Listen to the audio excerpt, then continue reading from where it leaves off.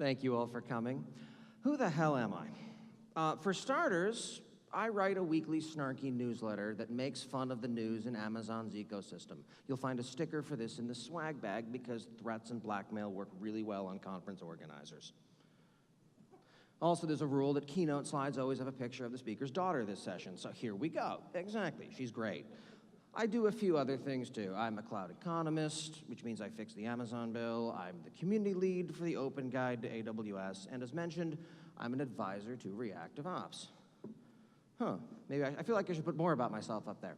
Cool. I have a bunch of other open source involvement. I do a number of different things. I organize another DevOps Days in another city. And that's great and all, but I still feel like I need to do more things too. Okay, let's put my entire resume up on the slide. How's that? Just to prove that I'm justified to speak here. Why do speakers do this? This is a common theme where people get up and start talking, and they put up all their justifications for 10 minutes about who they are and why it's okay to be here. I used to think it was arrogance, and it's not. It's because there's this sense of imposter syndrome that I don't feel that I'm justified to be up here. Most people think that, well, most people with humility tend to think that they don't have a story worth telling and they need to justify and prove that they're able to be here. For an example, and this is a completely true statement, I still feel like a moron when I talk about the thing I do professionally for a living, but the world disagrees. If you say something confidently, people grasp onto that and it turns into something awesome. It's easy to think of people giving talks as infallible, like we are light years ahead of where the rest of the industry is. On a good day, I'm 15 minutes in front at most. And it's been a long time personally thinking that I was a giant fraud until I started talking to other people. Like, hey, I feel like I'm a giant fraud and I have no business being up here. And the response was always the same. Oh, thank God I'm not alone. It's not, putting your whole background on a slide at the beginning is not self-aggrandizement as so much. It's this reaching out of trying to fight a constant battle against that nagging voice in the back of your head that tells you you're not good enough to be doing things. Speaking is hard, and we all struggle with it. I mean, every talk that I give, I'm scared to death right before I step on the stage, today included. It never goes away. So we justify ourselves this way. It's not because we're jerks, it's that we're humble. But there are exceptions to being humble, and that's what the rest of this talk is about. Again, I'm an advisor to reactive ops. I'm going to put their logo up here for a second, but you're about to forget it entirely, because I'm going to put 4 different logos up there. Now, I want to be very clear for a minute. I do not work at any of these companies. It builds credibility. But you're still going to somehow believe that I speak with the authority of these companies. And I'm going to take advantage of that. So think for a minute of what my production environment probably looks like. An idyllic paradise where everything works flawlessly. Now think about back at the office, what your own environments look like. How are you even in business? It's terrible. You should probably give up on technology entirely and go raise goats somewhere in a field. Okay, let me put those logos back up to shore up my flagging credibility. Okay, because obviously I'm far better as an engineer than any of your teams are, because I might theoretically work at one of these companies. That's messed up. And this got me thinking. Until I saw another talk a couple of years ago that convinced me to start work on this talk. It was at another DevOps Days in yet another city, and this was the talk blurb. Now, credit where due. The guy who gave this talk is a terrific speaker, and he made a lot of really good points. It was subtle, it was nuanced, and a lot of people missed the nuance and just took a lot of what was said at face value. It had some good lines in it. For example, developers have root in production. You may gasp at this. I gasped at this. Please, gasp. There we go, audience participation. Good, good, we're rising. And the reason behind it made sense, because their entire ethos there is we trust people to do the right thing. Wonderful. Trust people. That's a good premise to start with. And it ties back to their entire culture at Netflix of freedom and responsibility. And it sounds awesome. And the guy next to me is right there, excited about this. Yeah, I'm going to do this. This sounds awesome. I'm going to give my developers root in production. And I take a look at his name tag, and oh my God, he works for a bank. Excuse me, I have to make some banking changes myself. Okay, there we go. Now, either that guy or I missed something. But what? We'll get back to that. Now seems like an opportune time to talk about indigenous cultures in the Pacific Islands. More specifically, circa 1930s and 1940s. So war has broken out globally. You may have heard of this. And suddenly their islands have become staging areas for the largest armies the world had ever seen. These were effectively backwaters that people didn't spend a lot of time in, and suddenly everything changed. This is true, by the way.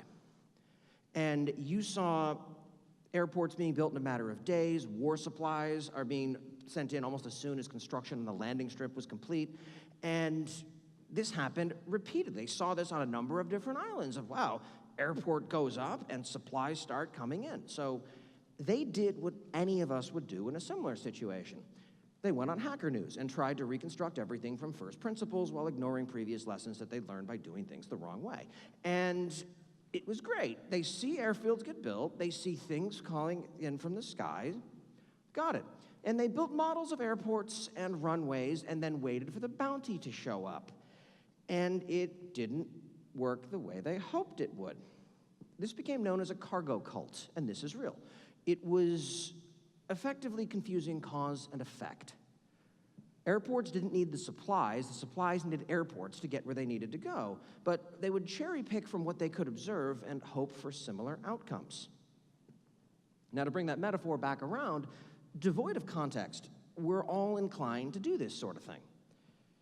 These islanders were not stupid. I want to be very clear on that. And neither was the person next to me from the bank who was watching that talk.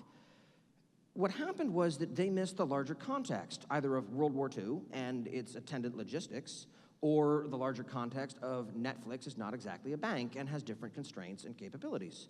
And there are good things in a lot of the talks coming out of these shops, but people have to apply context.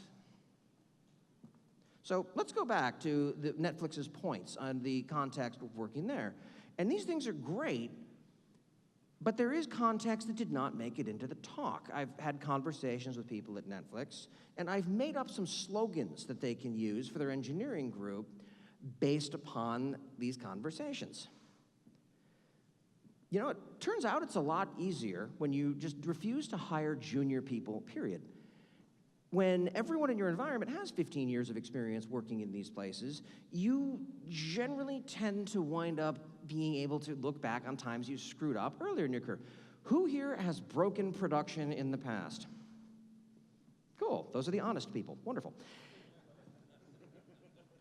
Early in my career, I screwed up with an rsync command on a staging system. I copied a command I didn't fully understand in, and it blew away most of the disk, including the production NetApp mount that someone else had left there from a previous experiment. There's a whole laundry list of why this is all a terrible environment and everything's awful, nothing gets better, but that's a separate depressing talk. And that was great, and it's, oh God, stop, and we did our best and got most of the data back, and it was a heck of a learning experience, and at the end of it, I learned a lot.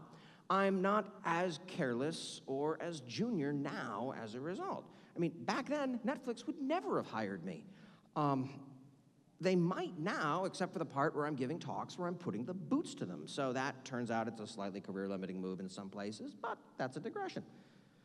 And the reason that they can hire these senior people is that they pay absolute top of market, even by Bay Area standards. And we're talking ridiculous piles of money.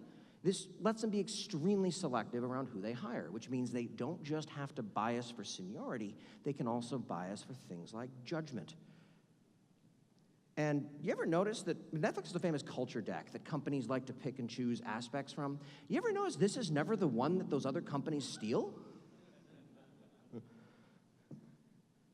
Funny how that works. And lastly, the thing that no one likes to talk about, Netflix fundamentally just winds up streaming this. Oh, and before I get actually'd by people, yes, they do original content too. I know, yeah. You can't stream the latest episode of Stranger Things. It's a slightly different point on the scale of do we riot in the streets or not versus the ATM spitting out everyone's balance incorrectly. Now, I'm not going to say which is where on those scale, that's up to you, but it's not the same. There are certain universal truths. Everyone's environment is a tire fire. Everything is depressing. I have taken engineers out from all 4 of those companies, from those logos I put up there, and every one of them tells me the same story. They spent the entire time complaining about how broken their environment was. Well, what about that awesome talk? Yeah, we have this one really awesome test cluster. Then there's the other stuff, and it's always like that. It never goes away. Everything sucks. I'm sorry. This is an uplifting talk for children. And the truth is that nobody talks about the bad parts. I tried to, but the talk acceptance committee here turned down my other talk proposal.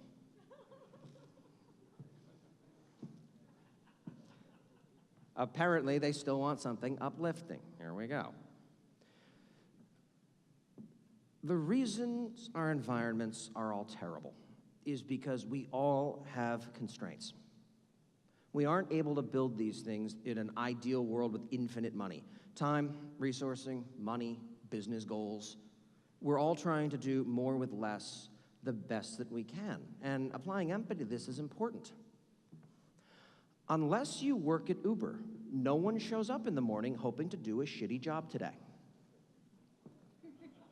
I really hope they're doing this as performance art because right now, we want to do a good job, but we all have constraints. And those constraints vary based upon who we are, what we're trying to do, and how we're doing it. And the speaker who gets up on stage to talk about their environment isn't going to talk about their own constraints, much less the ones that you're working under.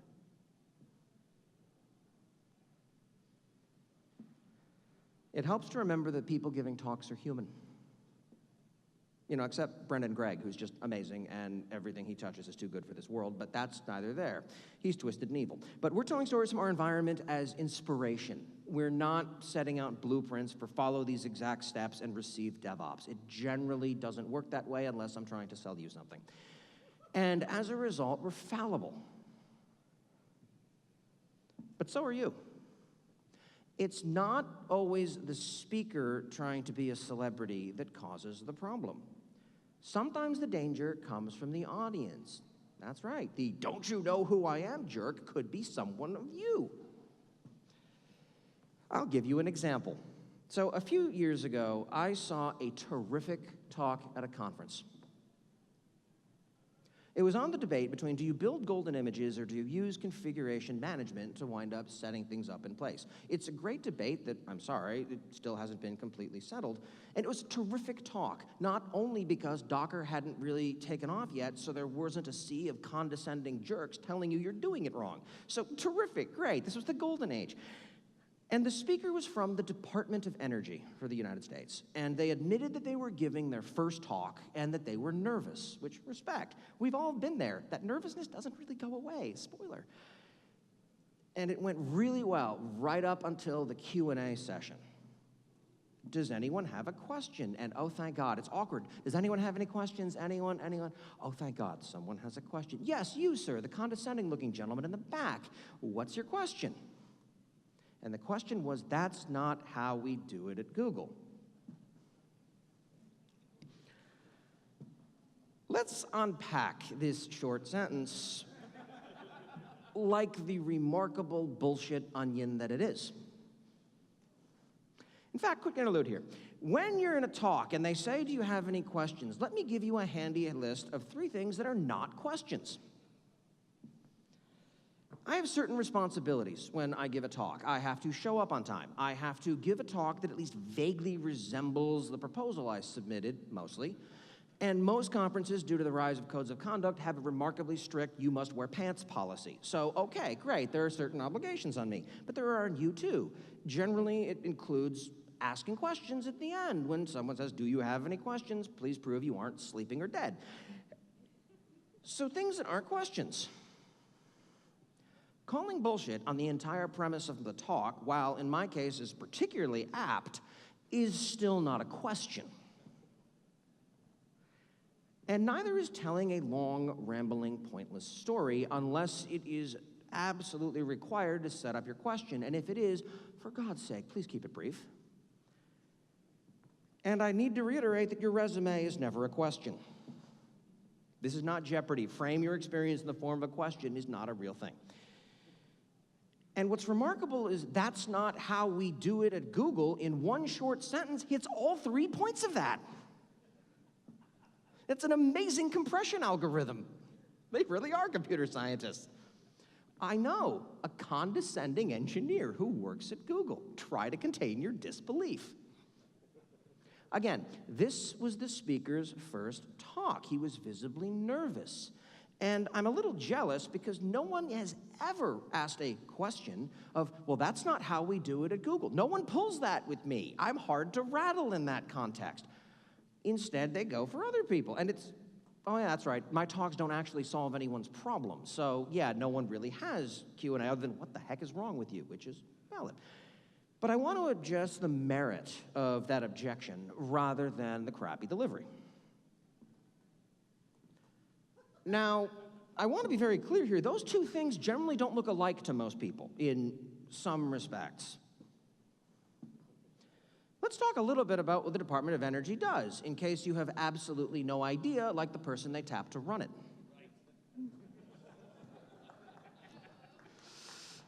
They do a lot of complex stuff, like handling nuclear weapons and massive supercompute and working on cracking the genomic code to help better understand the future of where we're going as living beings.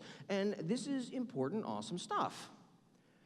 Conversely, let's talk a bit about what Google does, which is gathering the world's information, selling ads against that information, and actively turning off services that people know and love.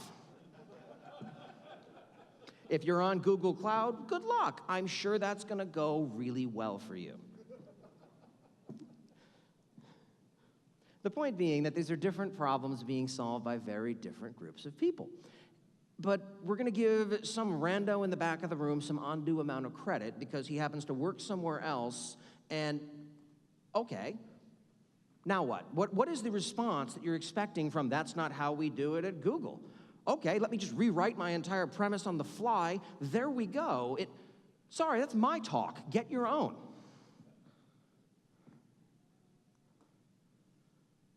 And what's worse is not just the two of those people, it's the rest of the audience. Because what's the takeaway from that? Because suddenly you have that condescending statement coming out. And instead of this nuanced story of what the Department of Energy does and how they got to that point and what the decisions and trade-offs they made, now instead we're talking about how a big company does things instead. Again, completely devoid of context, that maybe their business model isn't running, our rest of our business model isn't running giant search engines or turning off services that people are actively using. The point is, you are generally not working at these companies. But if you are, be very careful about punching down. Understand the weight that your words carry. I'm making fun of these companies in particular because they can take it. They've won. They are multinational, multi-billion-dollar companies. Understand how much weight that carries. And when you're working for a company like this and you say, this is how we do it, some people will take what you say as gospel. Be prepared to address that. As for the rest of us, we don't have their problems at their scale. We don't have their constraints. We don't have their resources. So maybe we should stop trying to cargo cult all of their solutions. I mean, these companies do a lot of really good work. I want to be very clear on that. They move the entire state of the art forward. But without context, the work that they're doing is not magically going to solve all of our pain, no matter how much we wish it would. Let's stop pretending it does.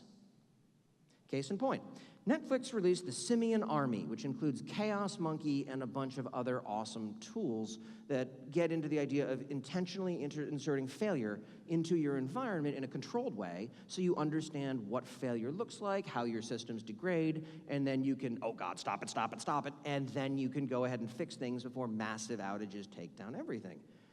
And they've been talking about it for years in condescending talks, just like this one, and they're rightly very proud of it. We've heard about it for ages, and we've all taken its lessons to heart, which is why in our environments, we don't have any more single points of failure. Our sites don't go down anymore when an AWS region has an issue.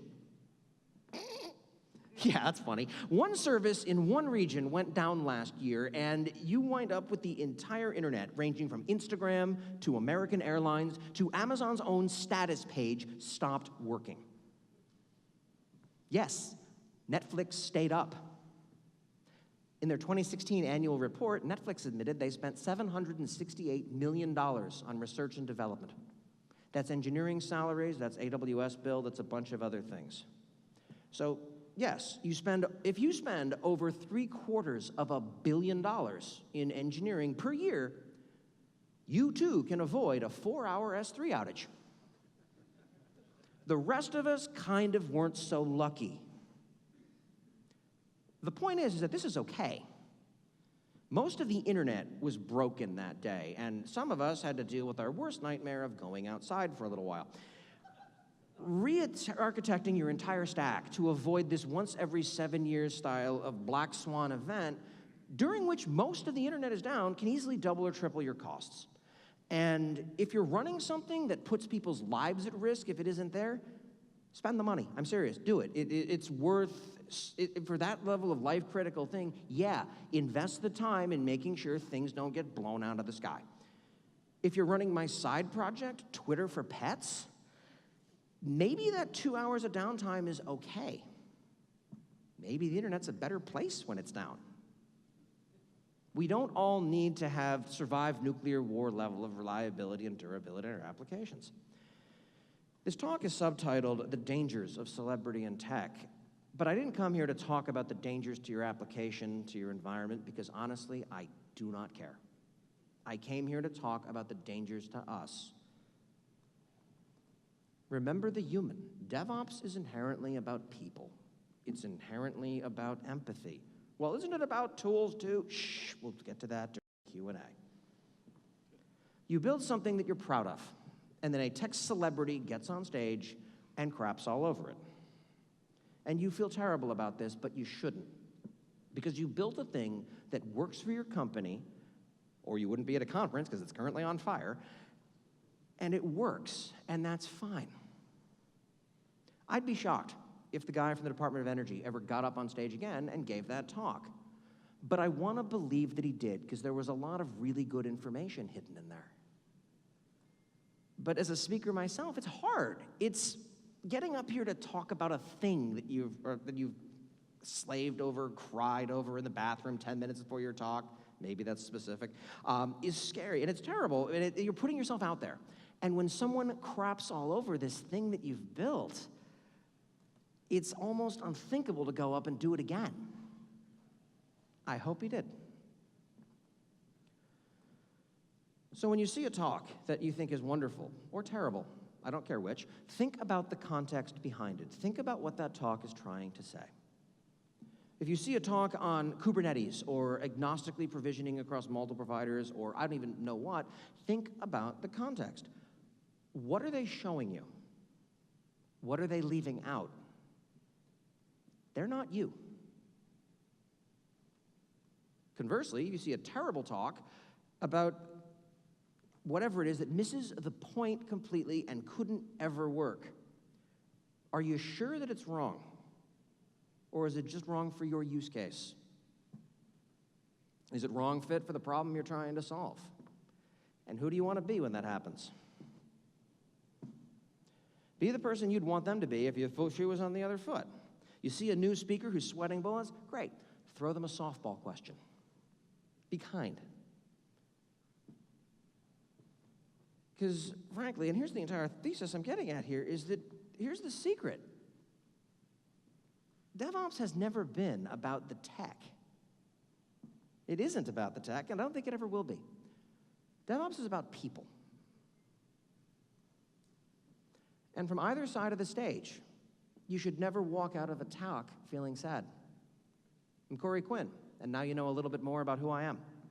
Thank you.